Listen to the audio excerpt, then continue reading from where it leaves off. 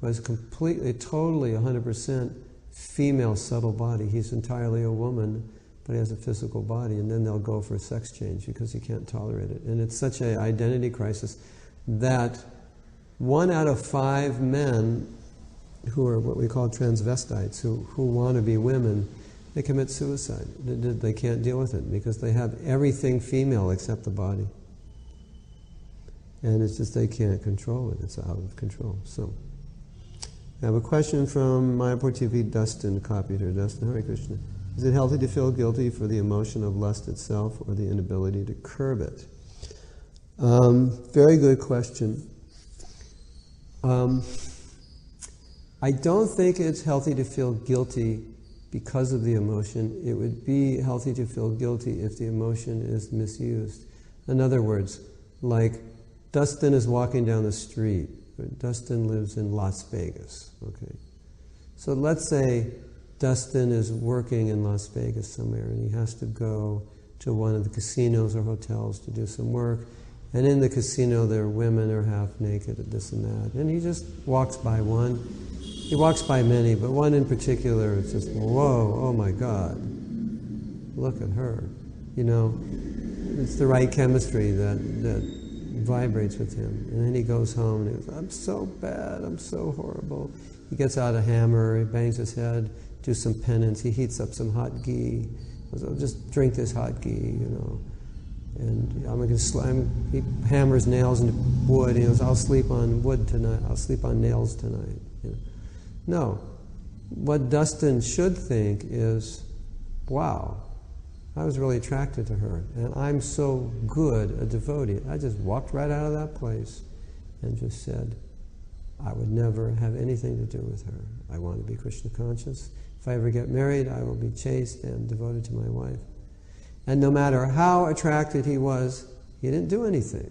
So actually, Justin, you should feel good. You should feel like my wiring kicked in, my conditioning as a bona fide male being born in America who's been doused with infinite amounts of sexual stimulus. I did pretty good, because to be physically drawn through the eyes to a woman is so normal for a young man. It's like, don't kill yourself, you're just being normal. You know, there's a story, Dustin, I don't know if you heard this. It's so good, and it'll answer your question also. I don't know the context of the conversation, but it must have been something about male-female attraction. It was a conversation with Prabhupada, and the devotee said, Prabhupada, I have no sex desire. And Prabhupada said, then you should go see a doctor. So it's like, you know, you're a man and you have no sex desire? Well, you've got like physical problems, go see a doctor, you know. So for a man to be sexually stimulated by seeing a beautiful woman, a young man, that's just how he's wired. So the point, Dustin, is when you're more Krishna conscious, yeah, you won't probably even notice that woman. And if you did, even if you noticed she was beautiful, it'd be like, so what, who cares? You know, it won't matter. But as a bona fide American young man trying to be Krishna conscious, it's quite normal when you see that beautiful woman without half her clothes on. There's going to be some attraction. But I think rather than feel guilty, you should feel good that you didn't do anything, that you just processed it, you looked at it and you go, wow, she's beautiful and I shouldn't be looking at her, and I'm going to stop looking at her and just keep on with my business. So you looked at her for 3 seconds and you went on. Well, that's good. You're a devotee. If you weren't a devotee, you would have looked a lot more than 3 seconds. In fact, you might have gone up to her and said, hey, what are you doing tonight? So now, Dustin's saying, well, you know, but I should feel guilty because of the lust. No, you can feel the lust, you feel bad, that's normal. You should feel bad. Yeah, I feel bad because lust is a bad feeling. It's a feeling of being separated from Krishna. So in that sense, you will feel bad. So it's not even a question of should you feel guilty. You will feel bad that you did that. But you should also not feel so bad because you're wired like that. So it's kind of a combination of both. It's an acceptance. Okay, I'm wired, I'm a young man. I can guarantee you when you're my age, your wiring will be different. How do I know? Because I was your age once, and I know what the wiring's like. And it's just, you do, at a younger age, you have to put out more energy to overcome the wiring, because the wiring is more powerful. And in an older age, you have to do less, because the wiring is less powerful. It's the physical body calms down. It's just more the subtle body. And just like you see, grandparents. Grandparents are always giving. They don't want things for themselves. They got everything. So like a chincha's saying, I want nice things, but when a chincha's a grandmother, she'll be giving everything to her grandkids and giving away stuff, and she'll be dressing simply. She won't care anymore. So that's just, you go through those stages. So Dustin, when you're older, you won't care. I like this meditation, Dustin. It's a nice meditation. Imagine you were 1,000 years old right now, but you still have a young body. You look young, but your subtle body, your mind, your heart has 1,000 years of experience. So, Dustin, after living 1,000 years, you would have seen lots and lots of things in this world and have lots and lots of experiences, which would include having seen lots and lots of beautiful women come and grow old and die. And then the new ones come and look beautiful when they're young and get a little older and lose their beauty and get very old and completely lose their beauty and then die. And you would have seen that, for 1,000 years. So, after 1,000 years of seeing that, probably your attraction to the opposite sex would be fairly well neutralized.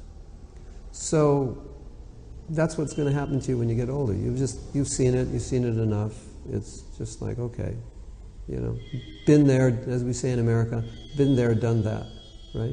It's just, okay, I've seen it, I've had it. It's a nice meditation for anything you're attached to. Imagine you're 1,000 years old and you've had it for 1,000 years. Or you're attached to technology, so you've had 1,000 years of the latest gadget, and you start to realize the latest gadget isn't that great. And there's always going to be a greater one, which isn't that great. So it's an interesting perspective. And then you can think, actually, I've been around more than 1,000 years. I just forgot. So now, Dustin, if you completely give in to your lust and go up to that woman and say, here's $500, will you sleep with me tonight? Yeah. Should you feel guilty? You definitely should feel guilty, because that's wrong. And that you can control. But this spontaneous, like, this woman just showed up. She walked right in front of you, and you saw her. And then beep, beep, beep, things start beeping in your body. How much control do you have of that? You have control now. How are you going to deal with the beeping? That you have control. But the beeping sometimes you don't have control of. I was with a devotee. It was so funny. We were doing Sankirtan, and this was like 30 years ago or something.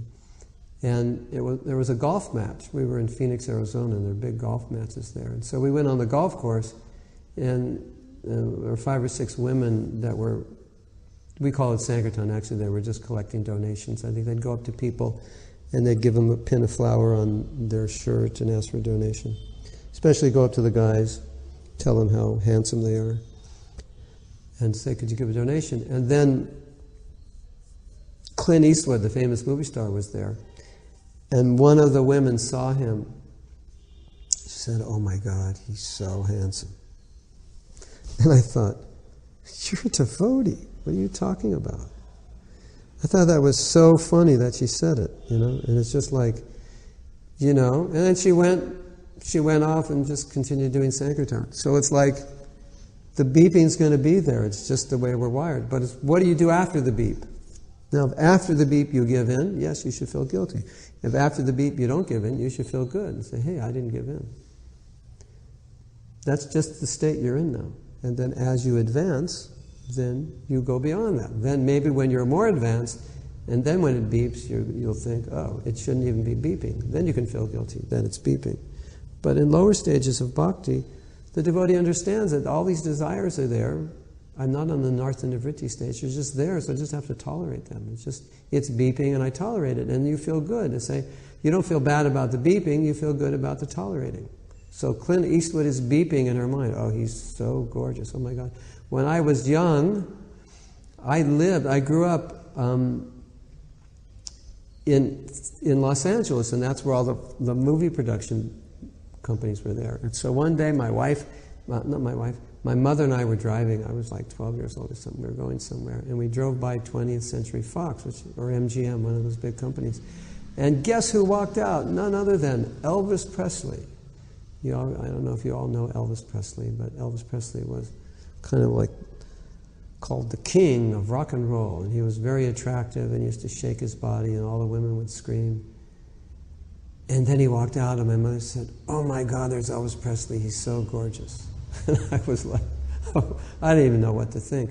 But that's, did that mean my mother stopped the car, ran up to Elvis to say, "Run off with me," and left me in the car, for 3 hours? No, it was just a beep.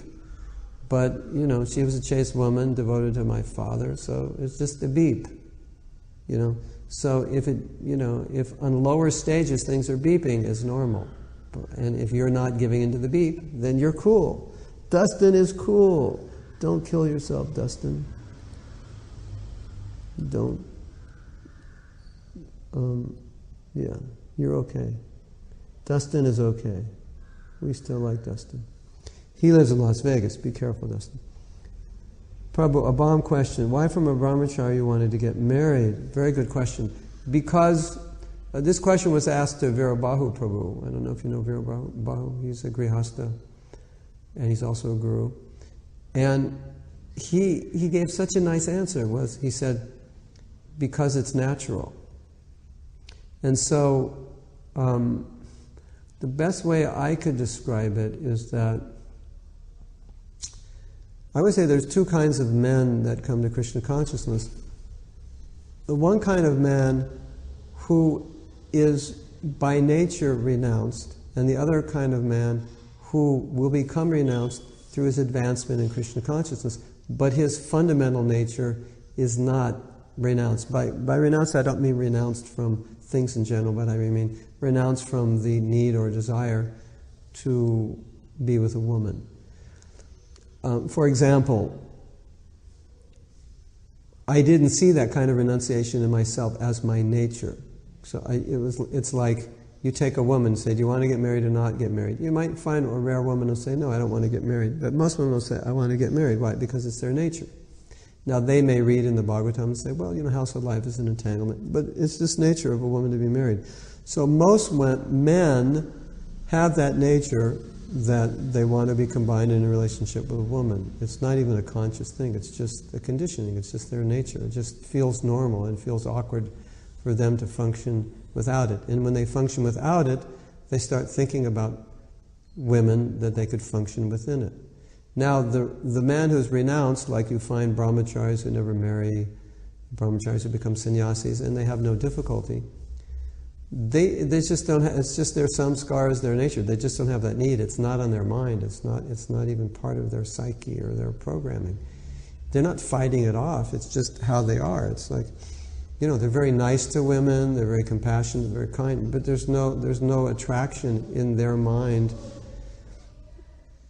They don't need a woman to inspire them. And in fact, many of those men, if they tried to be married, they couldn't do it. They just that combination, it's not there. You can imagine, taking a man who has this real sannyas samskar and putting with a woman and kids. I don't think he could function in it. It just wouldn't work. It'd be, But you take a man who has these samskars and then you give him sannyas, and then we've seen what's happened. How many sannyasis couldn't maintain it? Because they didn't have that nature. They had the desire, they had the renunciation in other ways, they wanted to be sannyas. But by their samskar, by their nature, they were, I don't say attracted, but it was just their nature was to function within a family with a wife and children. Many men have extremely strong desire to have children. So when one becomes a brahmachari, he's giving up the desire to have kids, which is a huge desire. It's a big area of renunciation. I have many godbrothers who, as brahmacharis, thought they would never get married, but at some point, this desire to have children, to have family, to independence, have their own world, it just came, and it's natural. So, can you overcome it by Krishna consciousness? Well, generally you overcome it by getting married. And then when you're older, you overcome it. And so, when a man goes through household life and he comes out the other end, then he's in the same consciousness of the man, brahmachari sannyasi, who never needed it. Now they're in the same place.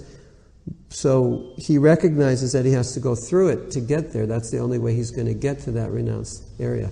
Now you find many grihastha men, they're very renounced. They live simply, they're scholarly, they're renounced in many ways, but they needed that companionship, that association, that environment, to be steady, to be normal. And through that environment, they work through it. And so when they're older, like in my age, then they're more in the consciousness of those renounced people who didn't need it because they ate the meal, they're satisfied, and they're good.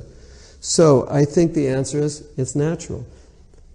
For a man to be brahmachari or sannyasi, it's more of the exception. It's more difficult, and you find it more in India than in America because it's supported by that culture. There's a culture of renunciation, and the samskars that many Indian boys grow up with are different than the samskars that men in the West have. So, okay, does that answer your question? Okay, we're so behind in the chat that you guys are chatting about things I said 10 minutes ago. Okay. Okay, I have to go way up. You've been chatting. Okay. No, I went too far up. Hold on. Okay. So, I think it's a good answer, Vallabhi. It's natural. Yeah. Marina says, if I have to incarnate in the material and I become celibate brahmachari, yeah, I think that would be simpler. I also think like that. You know, in answer to your question, Vallabhi, it's like sometimes men get married because they realize they need to do it, but it's not like, it's like there's part of them saying, well, if I didn't need to do it, I wouldn't do it, but I realize I need to do it, so I'm going through it. So it's not like they want to, you know, there's this, they really want to, need to, have to, uncontrollable, but they're looking at more from that this would be good, this is a need I have. It's like eating, you know, you can eat sprouts, you can eat salads, you can eat chocolate cake and ice cream. So it's all eating, but by use of intelligence you decide what to eat. So the same way in family life, a man who's sober, he realizes I need family life, so how do I want to do it? So he doesn't go online looking for the most beautiful bride in Russia and fly her over because, you know, she's just a knockout and he's going to marry her. But he looks for a woman who could support him, who has the same interest, and it's not like because she has blonde hair and blue eyes, she's the one. No, so he's eating healthy, so it's not an impetuous, lustful thing. It's just he realizes he needs it, and with his intelligence he makes the proper choices how to enter household life and how to use it and how to engage it in Krishna's service. So it's just a need he has, and he's engaging it. So, that's the answer, okay. But if you could incarnate as a brahmachari in your next life, yeah, that would make your life simpler. How about not coming back at all? That's even better. Then you don't have to worry. So, anyway, so Prabhupada never made any man feel bad when they wanted to get married. Even the sannyasis who wanted to get married, he didn't make them feel bad. And what we've learned, Vallabhi, is that so many sannyasis got married. So we realize that normally you're looking at sannyas, 65, 70, that's like normal. You know, you've ended your household life, you've fulfilled those desires. But when you're looking at sannyas, as many men took in their 20s, 30s, even 40s, the fall down rate is very high. I was just watching a video of a sannyas initiation that Prabhupada gave, and of the 7 sannyasis, 6 of them have given up their sannyas. That was probably in 75. So, you know, so the point is, those men, women would say in that situation, women would say, those men didn't realize that they needed to be married, and they were artificially renounced. And many women in those days, when they would see men taking sannyas, would say, I don't think that man is ready, because women can kind of sense that when a man is not really sexually pure. So my joke is, if you want to decide who's ready to take sannyas, just put that man in front of a bunch of women and let them talk to him, and then they can decide, because they could sense that. So,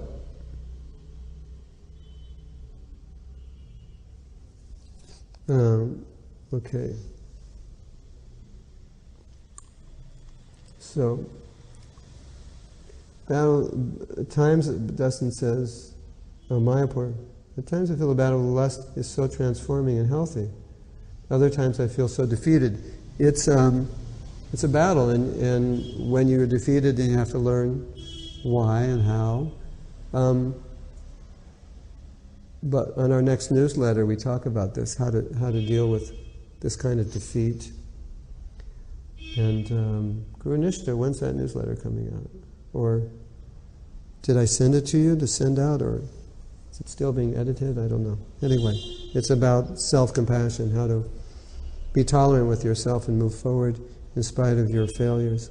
So there has to be a healthy psychology to deal with these troubles. But the point I was making is that when we run into difficulties, like Achincha saying, I like nice things. So, and I'm saying, that's normal. You shouldn't feel bad. No women should feel bad that, a woman says, well, I like to have a nice husband, and I like to have a couple kids, 2 or 3 kids, and I like to have a house it's nicely decorated, and I like to have nice saris, and I like to have nice jewelry. So a man, especially a brahmachari, when he hears that, he'll think, you're a devotee, why would you want all those things? But the point is, that's just normal for a woman. Devotee, not devotee, it's just normal. So no woman should feel bad that she wants those things. And a man thinks, I like to have a nice wife, attractive, take care of the house, help me in my Krishna consciousness, this and that, we can have a nice relationship. And then the young brahmachari will think, but sex attraction is the cause of bondage, why would you want to do that? And the man will say, well, it's just natural, this is the way men are, they're attracted to women, they're wired this way, they want someone to help them in their Krishna consciousness, they want to have kids. So if we understand these things are natural, then there's no guilty on that side. If there's going to be any guilt, it's that you're not employing them in a Krishna conscious way, in a natural way. Okay, so dust in your conditions. So there's going to be a battle in how to employ it and how to deal with the lust. Sometimes you'll fail, sometimes you win. But if you keep on in Krishna consciousness, you're going to win more of the battles. And at a certain point, you're going to win all of them. You're going to hit a point, anartha nivritti. And now, you win all the battles. You're not winning all the battles yet, but you keep going on in Krishna consciousness and confidence without giving up, knowing that you will someday win all the battles. That's how the process works. So you have to stay encouraged, but you have to try your best and you have to learn from your failures. To be married or not to be married. Okay, good point, Antonio. And now it's time for a Chanakya saying. Yeah. So, Antonio says, to be married or not to be married, that is a question. So, yeah. So here's a saying, Antonio, from Chanakya Pandit. I don't know if I told you this. Antonio's wondering, should I get married or shouldn't I get married? Many men wonder, should I get married or shouldn't I get married? They look at the pros, they look at the cons, and then some men just look at themselves and say, I don't even know if I could be a good husband, which is a very good question, because I would say, even if you want to get married, you have to take it upon yourself to be a qualified partner before you do it, which is why I give these classes to help you learn how to become qualified. And we're doing a marriage course right now. We did last night, and we're doing tonight, and doing tomorrow night. Many of the things that we're talking about now, and other things where we're doing a lot of exercises where you look at yourself. And last night, Antonio, we asked the question, what wouldn't you like about being married to yourself? So Antonio's going, oh no, I could never be married to myself. I'm too weird. I'm too crazy. That would be like worse than hell. So it's a good exercise. No, I don't know if Antonio might be thinking, that'd be nice. I'm a cool guy. I'm a nice guy. We actually look at both sides. We look at the things you wouldn't like about being married to yourself, and we look at the things you would like about being married to yourself. And then of the things that you wouldn't like, we look at the ones that are really extreme. Antonio says, well, every once in a while I disappear and I go and nobody knows where I am. So I wouldn't like a wife who disappears. Antonio, there's a lovely young lady in Israel and she does the same thing. Maybe you both should get married. you would never have any fights because either she would be gone or you would be gone. You'd never be together long enough to fight. So, anyway, here's the Chanakya saying, if you're thinking, should I travel or shouldn't I travel, then you shouldn't travel. And if you're thinking, should I eat or shouldn't I eat, then you shouldn't eat. And if you're thinking, should I get married or shouldn't I get married, you should get married. Now Antonio's scratching his head. You go, what? ¿Qué pasó, amigo? What is going on? So I will explain it. I will explain it.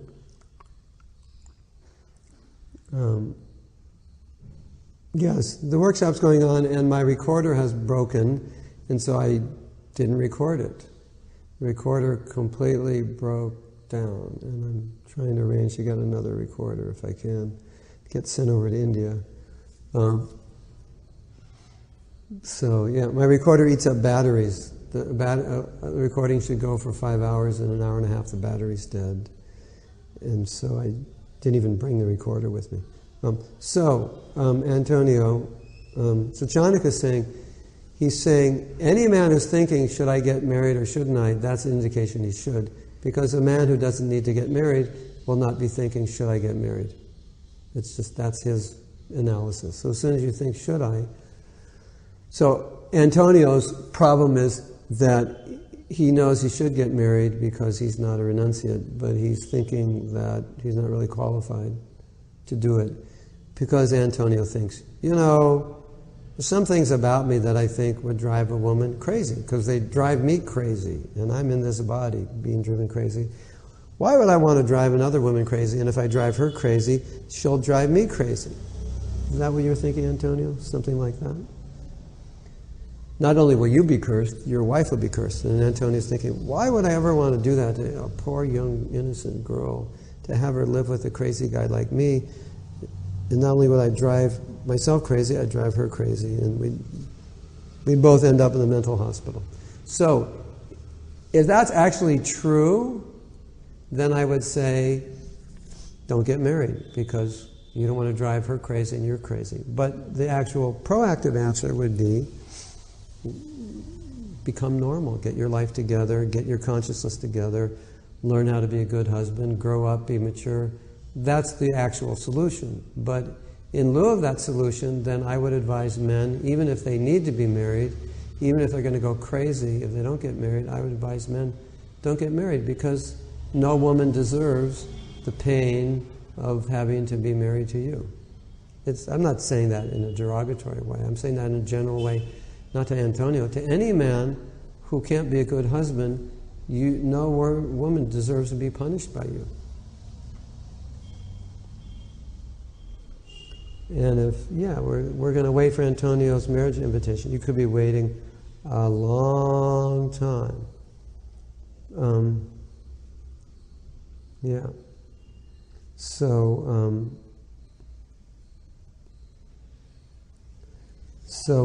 Hey, Achintya, I got 50 Turkish lira the other day when I was in Israel. So, Antonio brings a really good point, and I would address this point to the women also, because by attending all these classes, then we're getting a clear idea of what is proper behavior for men and women. And then you can evaluate yourself against this behavior, and then you can also evaluate whether you feel that you can adopt your behavior and consciousness to be a good husband or a good wife. Because really, if you can't really be a good husband, a decent husband or a decent wife, then why should you get married and torture this person? They don't deserve to be tortured by you. And so there are men that I know that understand that they want to get married, but they understand that they can't. They just mentally, psychologically, physically, whatever, they can't be good husbands. And they would like to be, but they can't. Or a woman realizes, I can't be a good wife. I'm not good with people. I'm not good with men, this, that, and the next thing. And they just bear not being married in the realization that it would be worse if I were married. So, Antonio, you have to make that decision. If you that actually being not married would be the lesser of two evils, then don't get married. Even though you need to be married, then you don't get married, because you realize that if I get married, I'll just degrade this woman, I'll upset her, I'll act in ways which will drive her crazy, she won't be happy. Then a man has to make that decision, to make that sacrifice, to say, I'm just not going to get married, how difficult that may be, because I'm not qualified. I think that's honest, I think it's reasonable, I think it's noble. And of course the other solution is become qualified to be a good husband.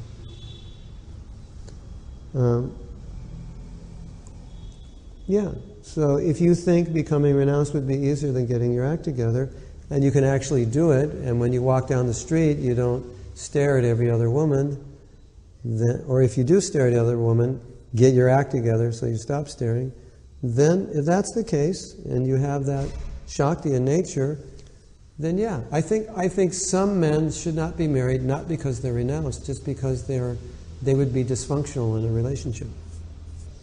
And that then would foster their renunciation by realizing I have to become renounced because I would be dysfunctional. I can say for myself, I have a side of me which is very disinterested in material life, like extremely disinterested. And I had that side of me when I was 17 years old. I just was disinterested, nothing really interested. At a certain point in my life, I was just not interested in things. I'd go to school and I would be uninterested. I'd go to college and I'd think, this is stupid, this is uninteresting. And aside from a few interests I had, which were like music was my basic interest, I didn't really have interest in things.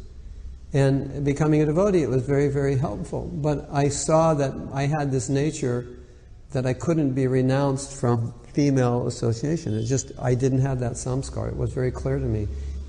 I wasn't evolved to that point where I could just be a brahmachari and then take sannyas. It would have been very difficult for me. So Antonio, when I got married, it was very hard for me to adapt initially because I had this very strong renunciation nature, which doesn't work in grihastha life. And so, it was a little difficult for my wife and difficult for me to adapt to the nature of what it means to be a grihastha.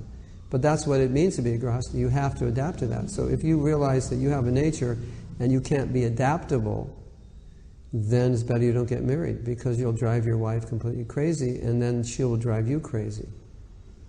So it'll just be a boomerang effect. So that is a point, that maybe it would be easier to be renounced, to be a lesser of two evils, than to be in a relationship in which you couldn't function well. So in my life, it was always a challenge, because I wasn't naturally inclined to do all the things that families would do, and to take the time and show the affection and the emotion and all these things. It was just, I was trained up as a brahmachari, trained up in renunciation, and you don't show it so much.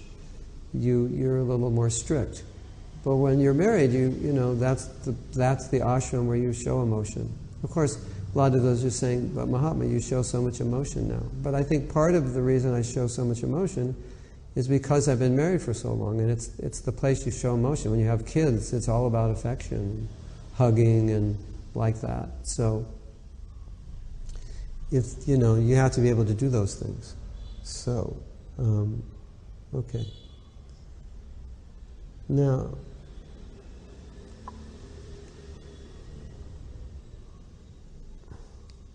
so, have you had your breakfast? No, it's 8:15. Yeah. This is a good discussion, so let's keep it going.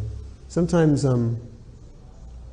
the points you bring up, I don't bring up in my normal classes, so this is a very good point, and I think it's, really, if you ask me why am I doing this class on grihastha life, or these workshops, is I really want the men to know what it means to be a husband and the women to know what it means to be a wife, so that you can honor the person you're married to. Because if you don't act as a good husband and wife, you're not honoring that person by playing your role.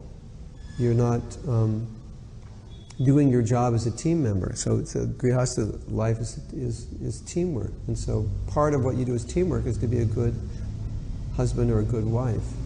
And many men, or perhaps women, but more so men, are in the situation that Antonio's in, where they feel like they're not renounced enough to be single, but they don't feel like they have the qualities necessary to be a good husband, or they don't have the nature to be not a good husband, but just say to have a good relationship, not even a husband, but just have a good relationship with another person because of their own idiosyncrasies or weirdness or whatever.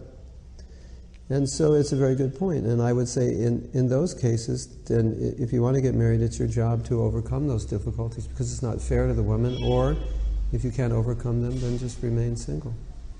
So Antonio says, I think Krishna is the only one who truly loves me for who I am, and lately this has inspired me to completely give my life to him, and I think marriage would be too much of a distraction. I'm actually very happy serving Krishna by serving you and the devotees. So then if that's how you feel, and you're not disturbed by the thought of a relationship, but actually every time you think of a relationship you realize that it just wouldn't work, it wouldn't be fair to the woman, it would be disturbing to you, and you go on peacefully in your Krishna consciousness, fine, that's better. I would never force you to marry. I would never force anyone to marry who doesn't want to marry, unless they're headed for disaster if they don't marry. So, now Achincha asks a very nice question, can money buy you love? And the answer is yes. Because, and they're thinking, Mahatma, you should be impeached as a guru. You said something that's not shastric. Call the GBC, impeach him, pull him off his throne. You know what they say, that many marital problems, or most, evolve around money. So, if the husband takes care of the wife and gets her what he needs, and the only way he can do that is by going out and working hard to make money, she's happy, and she loves him even that much more. So, should a husband love a wife who's poor? Yes, she should. That's her duty. That's Krishna consciousness. That's Vedic. Does she always love a husband who's poor? Yeah, but she loves the husband who's rich just a little bit more. Actually, what she loves is she loves having all the nice things he buys, and she really appreciates that he can provide for her, because there's some men who don't provide well for women, and when they don't provide well, it creates a strain in the relationship, because she thinks he's the man, he's the bread earner, but he's lazy, and it creates a problem. So indirectly, money does foster love, but it fosters it through the effort of the man to provide for the wife, which is his duty, and the wife appreciates that, and then she reciprocates. You know, if the guy's a drunkard, he doesn't work, he has no money, it's hard to love a guy like that. It's really difficult to love a guy. But a man who's working hard and providing what the wife needs, it's easy for her to love him. And it's one of the things we've been saying in these classes is that men sometimes make it hard for their wives to love them by their behavior. So when he takes nice care of her, it makes it easier for her to love him. So, Guru Nishta was wrong. Dead wrong. Guru Nishta, let's say you and your husband were living in a trailer for the last 4 years, and he was like, getting fired from all his jobs because he was just lazy. You have a harder time loving him, but your husband, he works hard, and he's always, he's upwardly mobile, and he's, you guys almost bought a house, and so even though you don't realize it, it does help the relationship more than if you were living in a trailer and he was, drunk half the time and couldn't keep a job, and too lazy to work, or too rowdy at work that he kept getting fired. And you couldn't even buy, all your saris had holes in them. You could love him for who he is, but it would make it harder. Don't you agree? Paul McCartney was wrong. So of course we know money can't buy love, it can't make you love somebody, but what I'm saying is that it makes it easier for the relationship. It's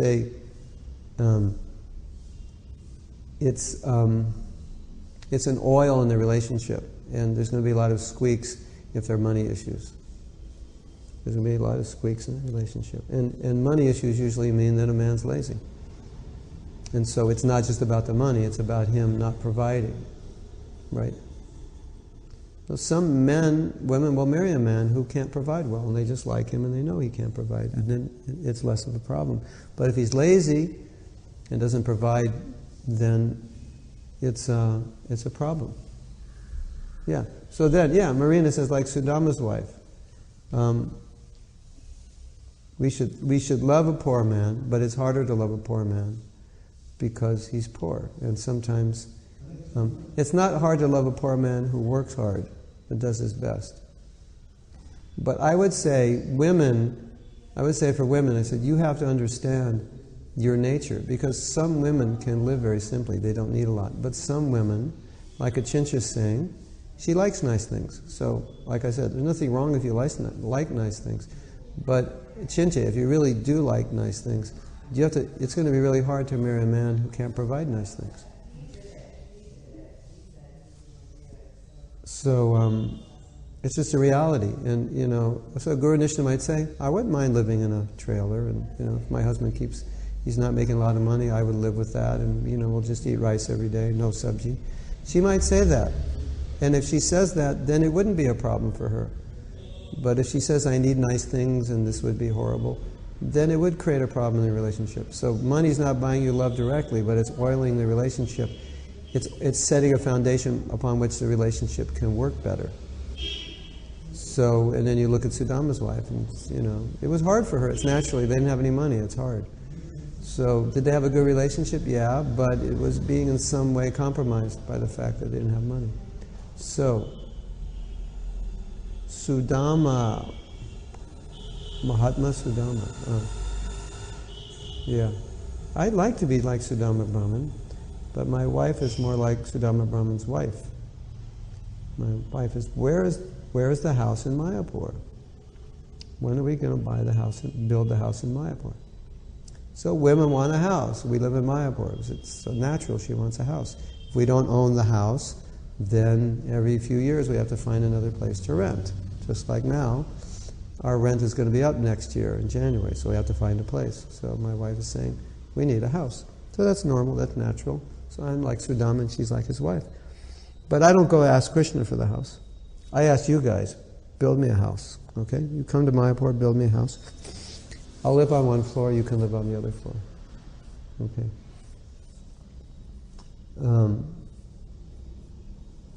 So, I think that answered your question. It's an interesting point. There's another point I want to make, that Anush and I were having fun with this man that she was talking with, and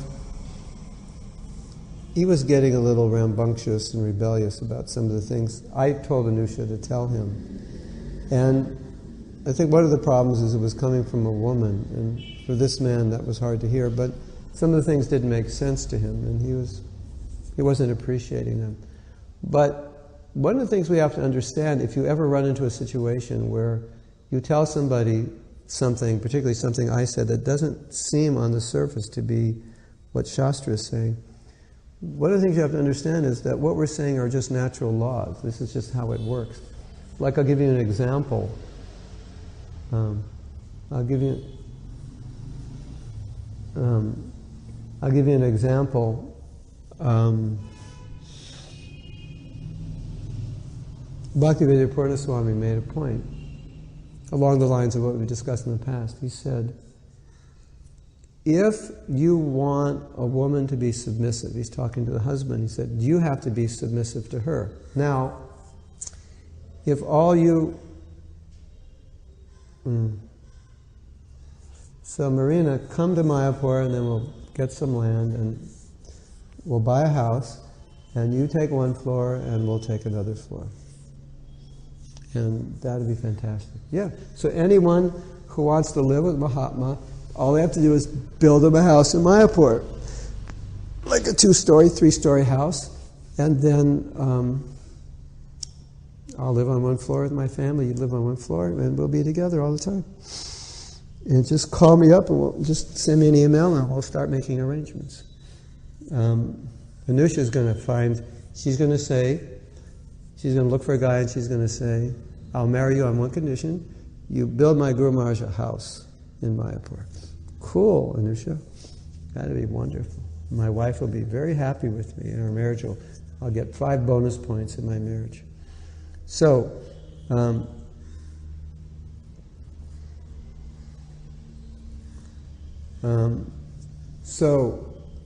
so imagine Anusha. Anusha's in Malaysia, and I think Malaysian men are pretty traditional. Imagine Anusha in Malaysia went up to one of the most traditional men and said, Prabhu, I'm so excited. I want to tell you something my Guru Maharaj said. He said, men should be submissive to women. What do you think he would say? He'd probably kick you out of the temple or thought and say, Anusha, you know, did you fall over and hit your head? You know, did you hear it right? You're crazy, right? So, on surface level, it sounds like that's not our philosophy. So, Bhaktivedanta Purnaswami, when he's challenged like that, he says, just understand that if you're not submissive to her, she's not going to be submissive to you, because she's just going to reciprocate with your caring and your sensitivity and your sharing and so forth. And so he points out, he makes a very important point. He said, this is just a matter of the way it is. It's not a matter of saying that's not our philosophy, this or that. It's just how it is. It's just true. So what we hear in a lot of talks is that the women should be this way, the man should be this way. It's very, it doesn't take into consideration human psychology. When you take into consideration of human psychology, then you can understand more deeply what that instruction means. Well, like we say, the husband should be the guru, but what does that mean? It means so many things. It doesn't mean he's a dictator. So, husband serving the wife is also part of being guru. It's natural. It's just the way it works. And if you don't do it, then the wife's not satisfied. And you know, if you want to prove that the laws are true, you just say, ask a woman. If your husband's a dictator, if you have to treat your husband always like a guru and just bow to his feet and serve him on reverence, will you be happy? And 99.999% of the women will say, no, I won't be happy. And the 0.00001 that said, I will be happy, didn't understand the question. So the point is, it's just when you're looking at philosophy, you also have to understand that the world works according to psychology and nature. So when we say things that some people think are not right or not Shastric or not what Prabhupada said, it's because they just don't understand there's natural laws that exist and you can't defy them. So, no, Anusha didn't have a proposal. She had a boxing match, I think. For about 3 days, I told her what questions to ask, and he started punching back. And those were good questions. If you want to know the questions to ask a potential mate, just send an email to Anusha. And if he doesn't fight back, then you go further. You know, this guy's a good guy. You told him something, and he humbled himself and said, he's a good candidate. Let's go further. Yeah, Anusha is famous for frying pans. But when Anusha gets married, we're all going to send her rubber frying pans so we can spare her husband of any serious injuries, right? She's going to have... No, but see, Anusha, when she sends frying pans, there's sugar on them. Yes, she's sweet. So frying pans are sweet. So maybe we don't need rubber. Okay, so I think it's time for me to have breakfast. And now, Guru Nishta is very strong. She's a Kshatriya, and she could use frying pans, but she's very self-controlled, so she doesn't. So she's very sympathetic to her husband, and even though she could overwhelm him and overpower him because of her power, she doesn't do it. So she's very controlled.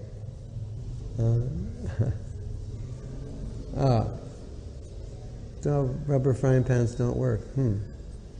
Well, I'm sure Anusha will put sugar on them.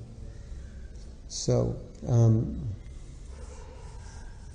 so all of you women become ideal wives, all of you men become ideal husbands.